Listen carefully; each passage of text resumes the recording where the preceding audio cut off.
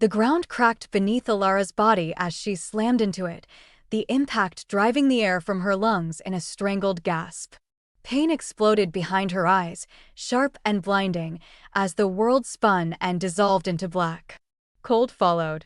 Not the cold of night air or mountain fog, but something heavier, ancient, suffocating, seeping into her bones as though the earth itself had claimed her. She groaned softly, fingers twitching against soil that felt wrong beneath her touch. Stone. She forced her eyes open. Black earth stretched beneath her, etched with faintly glowing runes that pulsed like a heartbeat. The symbols crawled across the ground in slow patterns, responding to her presence, reacting to her blood. No, she whispered, panic tightening her chest as she pushed herself onto her elbows. Fog curled around her, thick and alive, breathing in deliberate waves. Each inhale dragged at her chest, tugging violently at the bond she had tried so desperately to break. It answered her fear with a deep, aching hum that rattled through her ribs. Her head throbbed. Warm blood slid from her temple down her cheek. The magic she had unleashed, wild, forbidden, still crackled beneath her skin, alive in a way it had never been before. She could feel it now, coiled and awake, responding to the land. Awakened. "I didn't mean to," she whispered shakily. "I didn't want this." The fog stilled. Then a voice cut through the silence, smooth and ancient, threaded with amusement. "You never did know how to stop yourself, little flame." Elara froze. Her heart slammed violently against her ribs as the voice echoed again, closer now. The fog parted, recoiling as if in fear, and a figure stepped forward. He was tall, his presence pressing against her like unseen weight. Dark silver robes draped his frame, etched with symbols older than the kingdom itself. His hair was pale as ash, his eyes burning a deep ember red that glowed unnaturally in the gloom. "You shouldn't be here," Elara said hoarsely, forcing herself upright despite the way her legs trembled. "This place is sealed." The man smiled slowly. "It was sealed to others," he said. "Never to you." Her breath caught. "You're one of them," she whispered. "A seer." "A keeper," he corrected gently. "One of the last who remembers what your blood truly is." The words struck like a blow. Memories she had buried clawed their way free, her mother kneeling beneath a blood-red moon, hands shaking as she traced symbols into ash. Screams. Fire. The smell of burning fur and iron. The prophecy whispered through her mind like a curse she could never escape. When moon and crown are bound, the old blood wakes. Kingdoms will fall. Or be remade. "You should have stayed hidden," the keeper said softly. "But love has always been your weakness." Elara's hands curled into fists. "I didn't come here to awaken anything. Yet you did." His gaze dropped to her chest, where faint light now bled through her skin, pulsing in time with her heart. "The blood has accepted the bond." Her breath hitched. "That's impossible." "Nothing is impossible," the keeper replied calmly, "when a moonbound queen chooses a wolf king." The sky above the highlands shattered with thunder.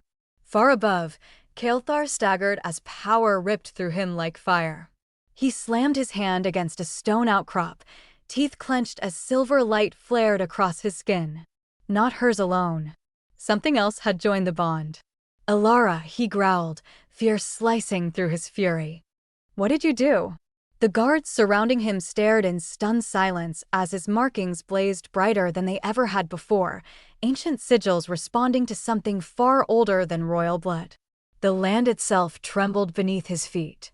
"My king," the beta said urgently, "the council." "To hell with the council," Kaelthar snapped, eyes burning like twin moons. "They felt that too, didn't they?" The beta swallowed. "Yes." "Good." Kaelthar straightened slowly. "Then they'll understand this isn't theirs to control." He threw his head back and howled. The sound tore across mountains and valleys, ancient and commanding, woven with power no Alpha had wielded in centuries. Every pack heard it. And far below, Elara gasped as the bond answered violently, nearly dropping her to her knees. "He's calling the land." "You see?" the keeper murmured. "It has begun." "No," Elara said desperately, shaking her head. "If the packs rally, the prophecy accelerates. You said it yourself, kingdoms fall." They fall only if the queen runs, the keeper replied. She laughed bitterly. I'm no queen. You are blood of the first flame, he said. Daughter of the women who ended tyrants and crowned just rulers. Your kind was erased because you could choose the ending. Her chest tightened painfully. And Kaelthar? The keeper's gaze softened, just slightly. He is the balance. The Alpha King who can either burn the world for you, or stand beside you while you change it. Silence stretched, heavy and suffocating. I tried to protect him, Elara whispered. And nearly doomed him, the keeper said gently. The bond does not weaken with distance. It festers. Tears slipped down her cheeks as images flooded her mind, Kaelthar standing alone before the council, defying tradition, choosing her over peace. She loved him. That truth no longer terrified her. It anchored her. What do I do? She asked quietly.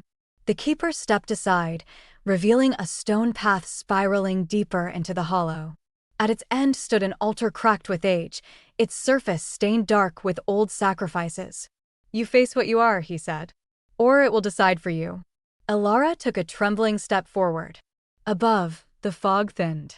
Kaelthar appeared at the ridge, silver eyes locking onto her through the mist. Relief slammed into him, then fear. Because the light surrounding her was no longer just hers. Elara, he shouted. She turned toward him, heart pounding. For the first time since she ran, she didn't feel like fleeing. I'm here, she called back. But this ends only one way. The altar flared violently between them. What are you doing? Kaelthar demanded. Choosing, she said softly. The keeper's voice thundered through the hollow. Let the bond be tested. Let blood and crown decide. The runes ignited. The ground split open.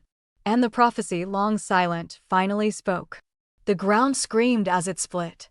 Elara staggered back as the altar burst open, light and shadow ripping upward in a violent spiral.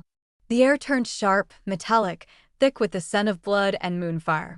She cried out as the magic in her veins surged, no longer whispering but roaring, tearing through every wall she had built to contain it. Kaelthar lunged for her. Elara, get away from it. A shockwave threw him back. He hit the stone hard, breath leaving his lungs in a harsh grunt. Pain flared, but he pushed up instantly, eyes locked on her. She was glowing now, no, burning. Silver and crimson light wrapped around her body like living flame, lifting her feet from the ground. Elara. His voice cracked. Look at me. Stay with me. Her head snapped up at the sound of him. For a moment, just a moment, the chaos stilled. Kael, she whispered. The bond snapped tight between them, a violent pull that slammed into both their chests at once. Kaelthar gasped, clutching at his heart as ancient power surged through him, answering hers instinctively. The keeper's voice rolled through the hollow. Do not resist it, Wolf King. The crown responds only to truth. Kaelthar snarled, forcing himself to his feet. I don't care about crowns or prophecies. I care about her. The keeper turned his ember gaze on him. Then prove it. The runes flared brighter, crawling across the ground like living veins. From the altar, a shape began to rise, stone forming bone, shadow knitting sinew. A massive wolf's skull emerged first, eyes blazing with cold white fire. Elara screamed. The sound ripped straight through Kaelthar. Enough. Kaelthar roared, shifting mid-stride. Bone cracked, silver fur exploding across his skin as he surged forward in full alpha form, larger than any wolf alive. Power rolled off him in suffocating waves as he placed himself between Elara and the thing clawing its way into the world. The ancient guardian rose fully now, towering, skeletal, crowned with runes etched deep into its skull. The first crowned sentinel. Elara knew it without being told. The stories her mother had whispered and terror slammed into her mind. It does not test strength. It tests choice. Elara, Kaelthar called, his voice rough even through the shift. Listen to me. She fought the magic dragging her toward the altar, feet scraping uselessly against the stone. I can't stop it, she cried. It's pulling everything out of me. Yes, you can, he growled. You're stronger than this. She laughed weakly, tears streaming down her glowing cheeks. You don't understand. This power, it was never meant to be controlled. It was meant to end things. The sentinel stepped forward. The ground bowed beneath its weight. Moonbound queen, it intoned, its voice echoing inside her skull. Will you claim the crown? No, Elara shouted. I never wanted this. The sentinel turned its blazing gaze to Kaelthar. Wolf King, will you bind her to your rule? Kaelthar didn't hesitate. I want cage her. The keeper stiffened sharply. Think carefully, Alpha. Refusal carries a price. Kaelthar shifted back to human form in a flash of silver light, blood trickling from his nose as the power resisted him. He stood bare-chested before the sentinel, unbowed, eyes burning. I choose her, he said. Not the throne. Not the Pax. Her. The hollow went dead silent. The sentinel's eyes flared brighter. Then speak your truth. Kaelthar turned to Elara. The bond thrummed painfully between them, raw and exposed. He stepped closer, ignoring the heat scorching his skin. I was raised to rule, he said hoarsely. Taught that weakness destroys kingdoms. And when you ran, I thought you'd betrayed me. I thought, his voice broke. I thought I was nothing to you. Elara shook her head violently. That's not true. I ran because I was afraid of what I'd become beside you. I don't care what you become, he said fiercely. Queen. Flame. Storm. I just refuse to be the man who forces you to stand somewhere you don't want to be. The magic around her flickered. The sentinel lowered its massive skull slightly. And you, moonbound queen. Speak. Elara's chest heaved as the truth ripped free of her. I love him, she said, the words shaking but unbroken. And I was so afraid that loving him would destroy everything. So I chose to disappear instead of trusting him. The bond surged, no longer burning but blazing warm and steady. The sentinel stepped back. The crown does not belong to cowards, it said. Nor to tyrants. The altar cracked wider. Light exploded outward, slamming into both Elara and Kaelthar at once. Kaelthar roared as power tore through him, not dominating, not crushing, but merging. Elara cried out as the magic finally stopped fighting her and settled deep into her bones, no longer wild but awake. When the light faded, the sentinel was gone. The altar was dust. Elara collapsed.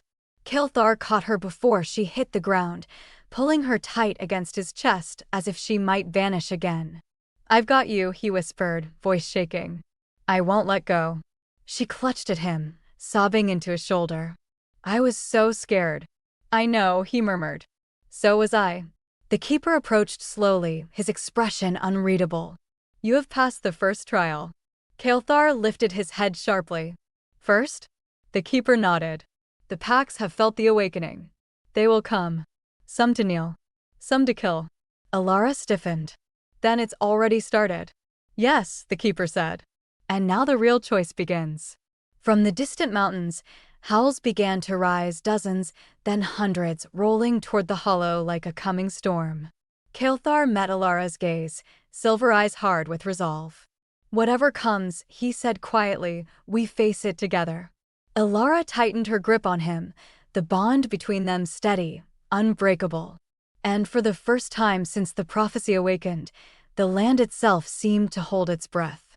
The first pack arrived at dawn. They came out of the mist in wary formation, warriors bristling, eyes sharp, hands hovering near weapons. Behind them followed others, spilling into the hollow in waves until the stone basin was ringed with wolves from every direction. Some bowed instinctively when they saw Kaelthar. Others stared at Elara with open fear. Whispers spread like sparks. She's the one. The Flameblood. The Alpha King's mate. Elara felt every gaze like a weight on her skin. Her fingers tightened in Kaelthar's tunic. They're afraid, she murmured. They should be, he replied softly. Then louder, his voice carrying, but they don't need to be. He stepped forward, pulling her with him, refusing to let her stand behind him this time. I know what you felt, Kaelthar said to the gathered Pax. The land has changed. The bond has changed. And yes, she is the reason. A growl rippled through the crowd. Elara inhaled sharply, then lifted her chin.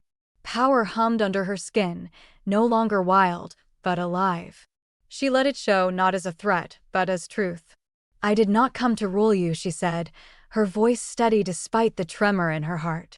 "I ran because I was taught that my blood only brings ruin. I was wrong." A murmur followed. Confusion. Curiosity. "I choose him," she continued, meeting every stare without flinching. "And I choose a future where power is not taken by force, but shared." Silence fell. Then one wolf stepped forward. Old. Scarred. He dropped to one knee. "If the Alpha King stands with you," he said roughly, "then so do we." Another followed. Then another. Soon the stone echoed with the sound of kneeling. Kaelthar exhaled slowly, disbelief flickering across his face. He turned to Elara, emotion burning bright in his eyes. "You did this." She shook her head, tears shining. "We did." He cupped her face, forehead resting against hers, uncaring of the crowd watching. "You vanished once," he whispered. "Don't ever do that again." "I won't," she promised. "No more running." Above them, the clouds parted. Moonlight spilled down, silver and warm, washing over the hollow as if sealing a vow older than words. The prophecy had awakened. But it had not ended the world. It had chosen them.